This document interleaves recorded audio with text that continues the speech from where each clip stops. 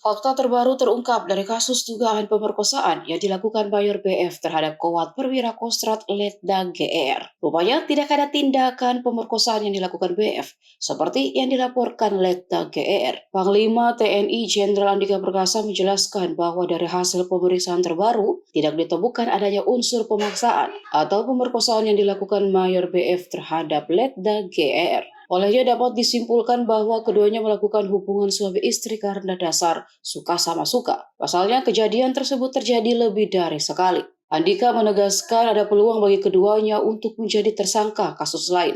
Jika itu bukan pemerkosaan berarti tersangkanya dua. Artinya mereka berdua adalah pelaku yang kita kenakan pasal 281 KUHP asusila, ujar Andika. Menurut Andika, oknum Mayor Pas Pampres dan perwira Kowat Kostra tersebut sudah dilakukan penahanan untuk pemeriksaan lebih lanjut. Dengan ditemukannya fakta baru ini, maka kata Andika pasal yang disangkakan juga berubah. Pasal yang tadinya digunakan yakni 285 tentang pemerkosaan menjadi pasal 281 tentang asusila. Perubahan pasal pemerkosaan menjadi asusila ini karena tim menemukan motif lain, yakni suka sama suka. Jika keduanya terbukti bersalah, tak hanya hukuman pidana yang akan menjerat keduanya, namun juga sanksi dari internal TNI. Karena dilakukan sesama keluarga besar TNI, konsekuensinya adalah hukuman pemecatan dari dinas.